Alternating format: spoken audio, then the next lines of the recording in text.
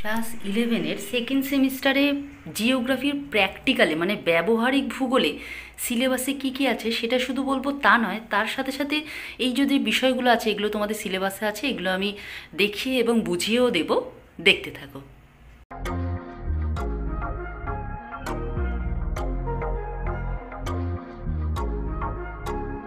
দেখো, এটা রায়ান মার্টিনের প্র্যাকটিক্যাল বই, জিওগ্রাফি প্র্যাকটিক্যাল বই।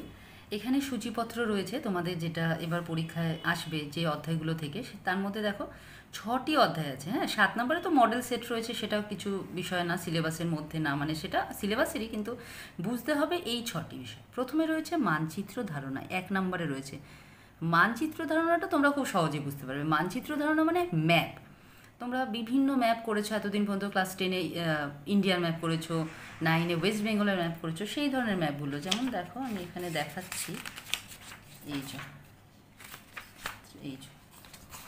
ম্যাপ কি, যেমন রাজনৈতিক ম্যাপ, তারপরে সাংস্কৃতিক ম্যাপ, প্রাকৃতিক ম্যাপ, এই ধরনের বিষয়গুলো জানতে হবে, মানে একটা ম্যাপ সম্পর্কে ধারণা থাকবে এই অধ্যায়ে।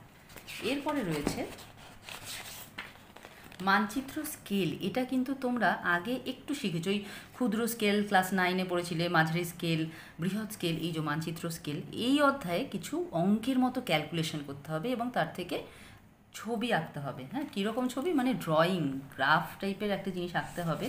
এই দেখো, এটা দেখতে পুরো অঙ্কের মতো। এটা অঙ্ক বললেই তোমরা বুঝবে, ধরো একটা প্রশ্নের অঙ্ক, তার ক্যালকুলেশন, এবং ওই ক্যালকুলেশনের উপর ডিপেন্ড করে কিছু আঁকা, একটাই আঁকা আঁকতে হবে। হ্যাঁ, একটা ক্যালকুলেশন, একটা ক্যালকুলেশন, এই দেখো প্রশ্ন থাকবে, তার থেকে ক্যালকুলেশন শিখতে হবে, তার উপরে আঁকা হবে। এটা হলো দ্বিতীয় অধ্যায়। এরপরে তৃতীয় অধ্যায় মানচিত্র অভিক্ষেপ, ম্যাপ প্রজেকশন এর ইংলিশে বলে। মানচিত্র অভিক্ষেপটা কি, এক্ষেত্রেও একটা প্রশ্ন থাকবে এবং প্রশ্নেরও দেখিয়ে দিচ্ছি তারা। এই দেখো, এখানে একটা প্রশ্ন থাকবে, তার ক্যালকুলেশন শিখতে হবে এবং তার উপর নির্ভর করে একটা ছক কাটা আঁকা হবে। এই যে আঁকা, এই যে ভেতরে দেখছো ম্যাপ টাইপের আছে, এই ম্যাপটা তোমাদের আঁকা শেখার দরকার নেই, শিখতে হবে। এই যে দেখো, এই যে কার্ভটা আছে, এই রেখা, বক্ররেখা আছে এবং এই যে স্ট্রেট লাইন আছে, এইগুলো তোমাদের আঁকা শিখতে হবে। এই মানগুলো রয়েছে, এগুলো তোমাদের মাপতে হবে। হ্যাঁ, মানে মেপে তোমাদের করতে হবে। তাহলে এই হলো তোমাদের মানচিত্র অভিক্ষেপ। এর পরের অধ্যায় দেখি। এর পরের অধ্যায় হলো ভূ বৈচিত্র্য সূচক মানচিত্র ব্যাখ্যা, মানে টোপোগ্রাফিক্যাল ম্যাপ। এইটা হলো, এবার তোমাদের আমি ওই বড় ম্যাপটা দেখাচ্ছি। এই দেখো, এইটা অনেক বড়, এটা ক্যালেন্ডারের থেকেও একটু বেশি চওড়া। হ্যাঁ, এই রকম ম্যাপ তোমাদের স্টাডি করা, তোমাদের চিনতে শিখতে হবে। দেখো বাদিকে ম্যাপ নাম্বার রয়েছে, এই দেখো এই দিকে ম্যাপ নাম্বার রয়েছে, এটা ম্যাপের পরিচয়, এবং এই যে ঘিজিমিচি জায়গাগুলো তোমরা দেখতে পাচ্ছ, এগুলোই আস্তে আস্তে তোমাদের শিখতে হবে। হ্যাঁ, এই দেখো, এই পুরো এটা কিন্তু অনেকটাই বড় এবং যেমন বললাম ক্যালেন্ডারের থেকেও বড় দেখতে। হ্যাঁ, এই যে এইটাই তোমাদের আস্তে আস্তে শিখতে হবে। এইখানে দেখো বিভিন্ন চিহ্নগুলো দেওয়া আছে, এই চিহ্নগুলো তোমাদের আস্তে আস্তে শিখতে হবে। তাহলে এটার নাম হলো ভূ বৈচিত্র্য সূচক মানচিত্র বা টোপোগ্রাফিক্যাল ম্যাপ। এরপরে রয়েছে দেখো ভারতের দৈনন্দিন আবহাওয়া মানচিত্রের বিশ্লেষণ, মানে daily weather map. Weather map মানে যে ম্যাপ থেকে আবহাওয়া সম্পর্কে জানা যায়। এটাও এবার দেখাই, এখানে আরও বড় করে রয়েছে ম্যাপটা, আমার কাছে দেখাচ্ছি। এই দেখো ওয়েদার ম্যাপ লেখা আছে। এই ম্যাপগুলো বইতে ছোট করে দেওয়া থাকে, কিন্তু তোমরা স্কুলে যেটা থেকে শিখবে অনেক বড়। এটা বাড়িতে যে ক্যালেন্ডার দেখো তার থেকেও বড়।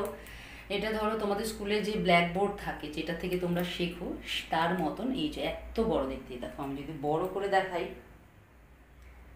অনেক বড়। ওইটা দেখতে পাচ্ছ একটা পেন্সিল বক্স, তাহলে পেন্সিল বক্সেতে কত, মানে ওইটার সাথে তোমরা আন্দাজ করতে পারো যে এটা কত বড়। আর ওইদিকে দেখো টোপোগ্রাফিক্যাল ম্যাপ রয়েছে, তার মানে টোপোগ্রাফিক্যাল ম্যাপটা এর থেকে একটু ছোট, কিন্তু ওটাও অনেকটাই বড়। এটা হলো আবহাওয়া মানচিত্র বা ওয়েদার ম্যাপ। এরপরে তারপরের অধ্যায় রয়েছে পোস্টার রচনা ও উপস্থাপনা। পোস্টার রচনা কিভাবে করতে হয়, পোস্টার কিভাবে বানাতে হয়, সেটা তো একটা পোস্টার দেখাচ্ছি, সেটা থেকেই তোমরা বুঝতে পারবে। তাহলে এটা হলো শেষ অধ্যায়, এটা আমি দেখিয়ে দিচ্ছি। তার আগে দেখো এই 6টি অধ্যায় একবার দেখে নাও, এবং বিষয়গুলো তো তোমাদের আমি বললামই, এবার পোস্টারটা আমি দেখাচ্ছি। তারা এই দেখো, পোস্টারটা এইরকম হবে, মানে কোনো একটা বিষয় সম্পর্কে একটা ওই ধরো আর্ট পেপার নিয়ে তাতে লিখতে হবে, ছবি আটকাতে হবে, মানে খাতায় না লিখে পোস্টারের মতো করতে হবে।